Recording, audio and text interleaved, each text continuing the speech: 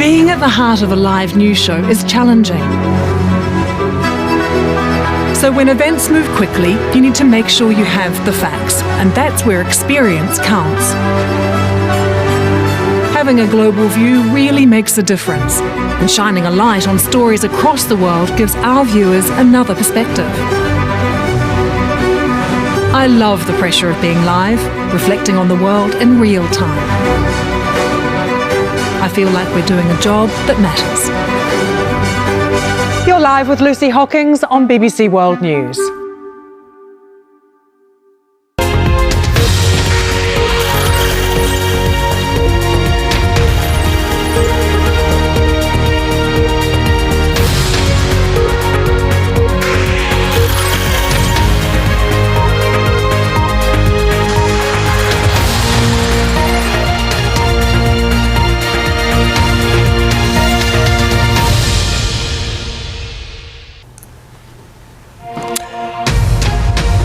You're live with David Eades on BBC World News.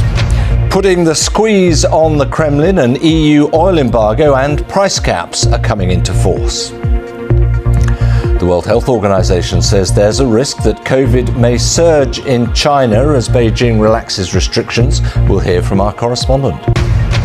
Ceremonies to mark the start of construction of the world's biggest telescope spread across 2 continents. Also at the World Cup, Japan play Croatia and Brazil take on South Korea. Can an Asian nation make it to the last 8?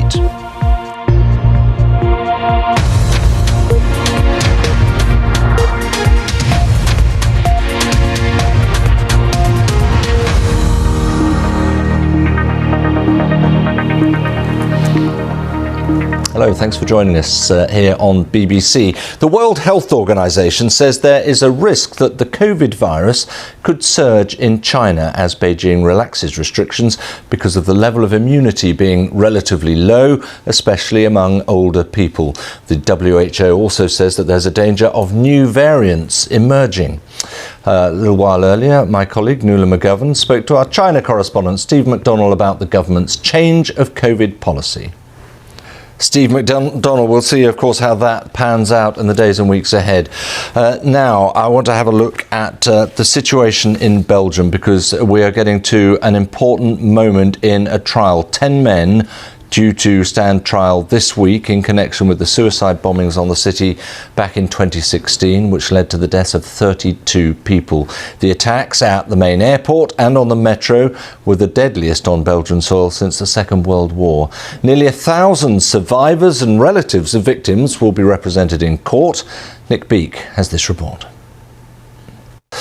Now, England have beaten Senegal 3-0 to qualify for the quarterfinals of the World Cup in Qatar. You probably heard that news already. In the next round, England will be up against the defending world champions France after they beat Poland 3-1 earlier in the day. Well, today, Japan's Samurai Blue are facing off against Croatia. That's at 3 p.m. GMT this afternoon. Our correspondent John Watson is in Qatar. Now, the monarch butterfly, known for its beautiful orange, black and brown wings, was declared endangered last July by the International Union for the Conservation of Nature. But there is hope for them yet, as Azadeh Mashiri reports. And let me just bring you up to date on one of the main stories, and it's all happening today really. An EU embargo on Russian oil exports by sea is now coming into force. The West is hoping to squeeze Moscow's ability to wage war in Ukraine with new measures targeting Russian oil. There's a $60 a barrel cap on the price of Russian crude being shipped elsewhere, which is also coming into effect. No tankers from the EU, the G7 group of wealthy nations and Australia would be allowed to handle Russian oil unless the price is kept below this level. And that is BBC News. Thanks for watching.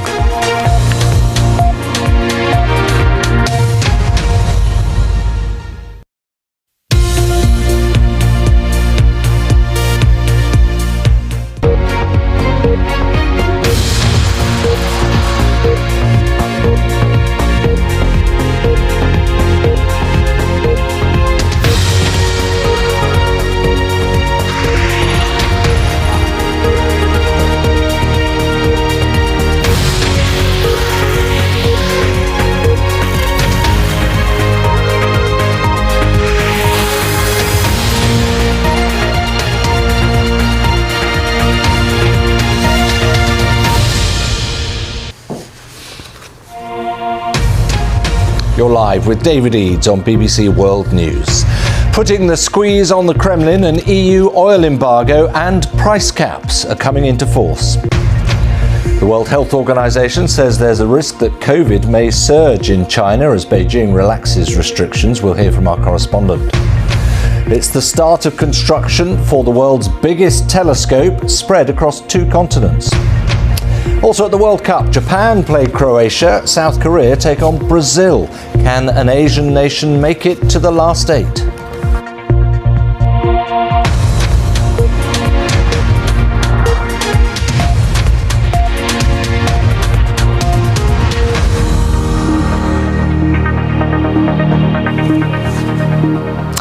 Hello. A European Union embargo on Russian oil exports by sea is coming into force. The West is hoping to squeeze Moscow's ability to wage war in Ukraine with new measures targeting Russian oil. And a $60 a barrel cap on the price of Russian crude shipped elsewhere is also taking effect. So no tankers from the EU, the G7 group of wealthy nations or Australia will be allowed to handle Russian oil unless the price is kept below that $60 a barrel level. Russia's greeted the measures with some disdain, and President Zelensky of Ukraine says the cap is not going to be viewed as a serious decision in Moscow. Here he is speaking on Saturday. Paul Moss there. Now, the World Health Organization says there's a risk that the COVID virus could surge in China as Beijing relaxes its restrictions because of the level of immunity across the country is relatively low, especially among older people. The WHO also says that there's a danger of new variants emerging. Our China correspondent Steve McDonnell has more.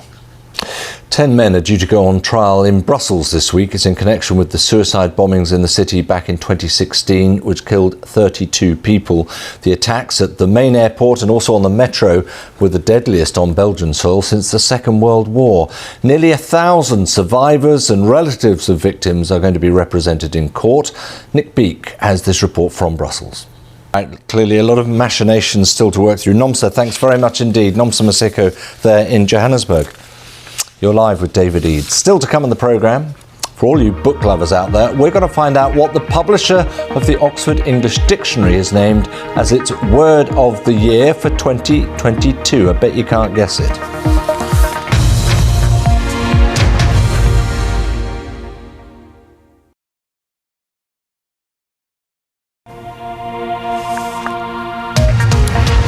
You're live with David Eades. Now, ceremonies are taking place in Australia and South Africa to mark the start of construction on the world's biggest telescope. The Square Kilometre Array, it's called. It's a network of radio antennae spread across these 2 continents, and it will aim to address some of the major outstanding questions in astrophysics. These are artists' impressions of what the telescope is actually going to look like once it's completed in 6 years' time. Well, our science correspondent, Jonathan Amos, knows a bit more about it. Now, England beat Senegal 3-0 to qualify for the quarterfinals of the World Cup in Qatar. So in the next round, they will be up against the defending world champions France, as they had beaten Poland 3-1 earlier in the day. Next match is up. Japan's Samurai Blue are facing off against Croatia in just a few hours' time. Our correspondent John Watson is in Qatar. To me, sounds like an animal version of Goblin Mode, but great to have the word. Terry, thank you very much indeed. That's Terry Victor of the Word Wrangling podcast there. Obviously, we have those words for you on the website, bbc.com/news, so have a look at those, from sploot, Goblin Mode, Metaverse, hashtag I stand with. I hope you stand with us here on BBC World News. Bye for now.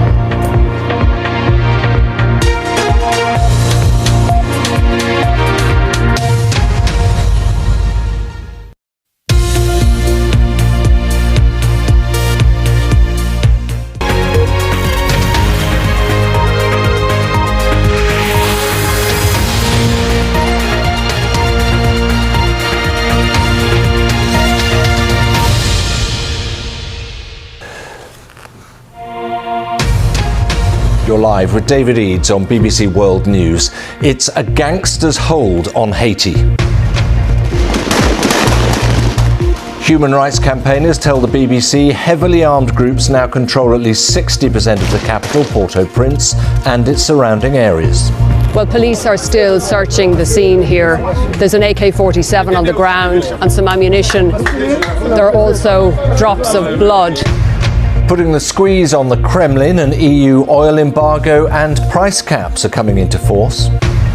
The World Health Organization says there's a risk COVID may surge in China as Beijing relaxes restrictions. I'm Lucy Hawkins, live in Doha. It is day 3 of the knockout stages at the World Cup.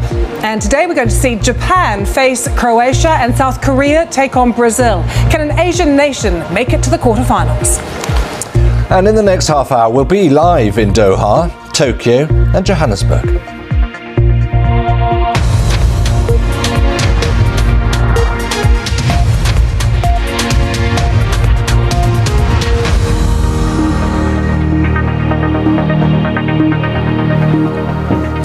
Haiti is on the verge of the abyss. Now, that's the language the United Nations is now using as heavily armed gangs expand their control of the country. Haitian human rights groups say armed groups control at least 60% of the capital, Port-au-Prince, and the surrounding areas. They're also warning rape is increasingly being used as a weapon. Well, in the first 6 months of this year, the UN has documented this: 934 killings in the capital, 680 kidnappings. Most of the victims were not directly involved in gangs, they were directly targeted by armed groups. The violence has escalated since the assassination of the country's sitting president, Jovenel Moïse. That was in July of 2021, and that's a crime for which no one has yet been put on trial in Haiti. Our senior international correspondent, Orla Guerin, sent this special report from the Haitian capital. I should warn you, her report contains some distressing material. A European Union embargo on Russian oil exports by sea is now coming into force. The West is hoping to squeeze Moscow's ability to wage war in Ukraine with further measures targeting Russian oil. A $60 a barrel cap on the price of Russian crude being shipped elsewhere is also taking effect as from today. No tankers from the EU, the G7 group of wealthy nations, or Australia will be allowed to handle Russian oil unless the price is kept below that $60 a barrel level. Russia has greeted the measures with disdain. President Zelensky of Ukraine also says the cap is not going to be viewed as a serious decision in Moscow. Here he is speaking on Saturday. We wait to see what impact that will have. Now, the World Health Organization says there's a risk that the COVID virus could surge in China as Beijing relaxes restrictions. And that's because the level of immunity is relatively low, especially among older people. The WHO also says that there's a danger of new variants emerging. A little earlier, we were speaking to our China correspondent, Steve McDonald. Okay, I want to bring you right up to date with the crisis in South Africa at the moment, because the Executive Committee of the governing ANC, the African National Congress Party, is meeting to discuss the future of President Cyril Ramaphosa. And that comes after a parliamentary report accused him of misconduct and potentially violating the oath of office. Mr. Ramaphosa is also at that gathering. This is the moment he arrived a couple of hours ago. He's alleged to have kept millions of dollars in cash at his farm and then failed to report it missing when it was stolen. Well, speaking on Sunday, the president said his fate was in his party's hands. Let's go live to Mafeking in South Africa. Naledi Modise is a political scientist and lecturer at Northwest University there. Naledi, thanks very much for joining us. Pretty true that, I guess, President Ramaphosa's future lies very much in the Executive Committee's hands? Understandably too. And Naledi Modise, thank you very much indeed for your analysis. And thanks for being with us. You're live with David Eades. Still to come, the latest from the World Cup, and live with Lucy. Hi everyone. Well, today it is Japan taking on Croatia. South Korea face Brazil as the remaining two Asian nations battle for a place in the quarterfinals. We'll have all the latest coming. Stay with us.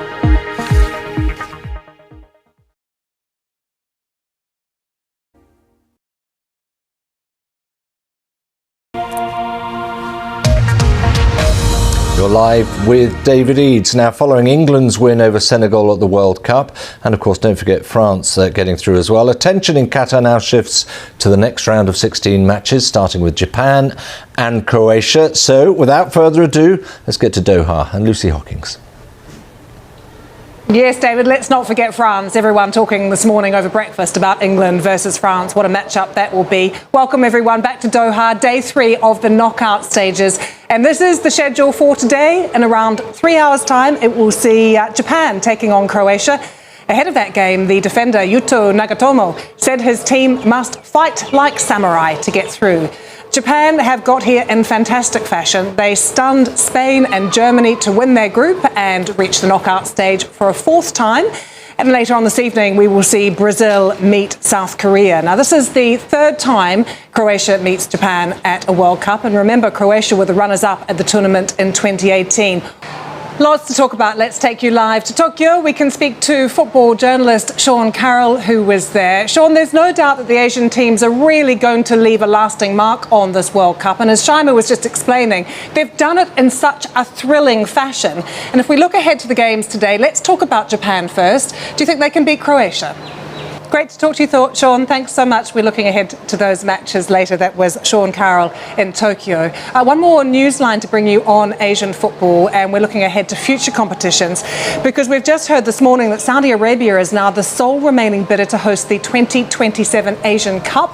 That is after India decided to withdraw its bid. And this is significant for the World Cup. Last week, Dan Rowan, our sports editor, did an interview with the Saudi sports minister who told him that if they hosted the Asian Cup, it would increase the chance that they would then bid for the 2030 World Cup.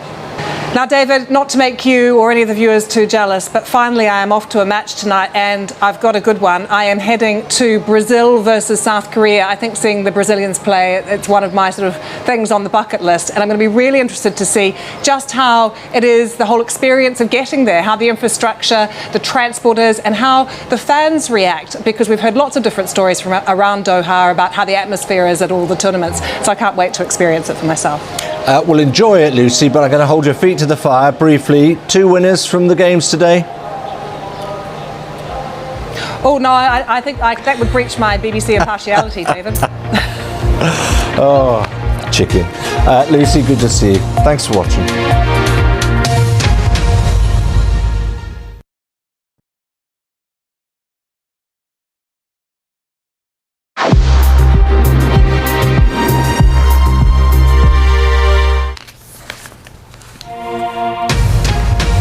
Live with David Eades on BBC World News.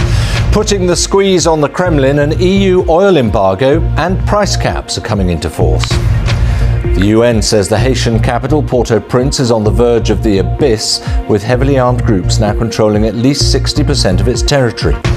Belgium is set for the trial of 10 men accused of involvement in the deadliest attack on Belgian soil in decades. Also, crossing continents, construction of the world's biggest radio telescope begins, split across Australia and South Africa.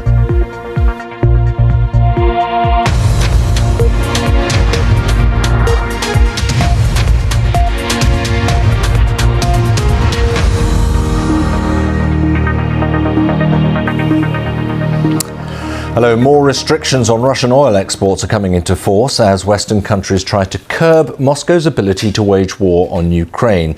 Those measures include an embargo on Russian oil being transported by ship rather than through pipelines or on land, and a price cap of $60 a barrel. But with Russia as the world's second largest exporter of oil, there is concern the move could have unintended consequences for the global economy. Our Europe regional editor, Paul Moss, has the latest on why these measures have been brought in now.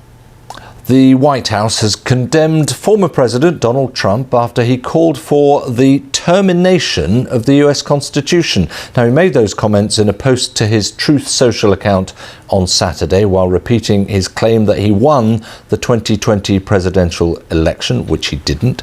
Let's go live now to Washington, D.C. with Robert Costa from CBS News. Robert, good to see you. Just can you tell us exactly what he said in these texts? OK, Robert, thank you very much indeed. Robert Costa there of CBS in Washington, D.C. And thanks for being with us here on BBC World News. Coming up in just a moment, for all you book lovers out there, we'll find out what the publisher of the Oxford English Dictionary, no less, has named as its Word of the Year for 2022.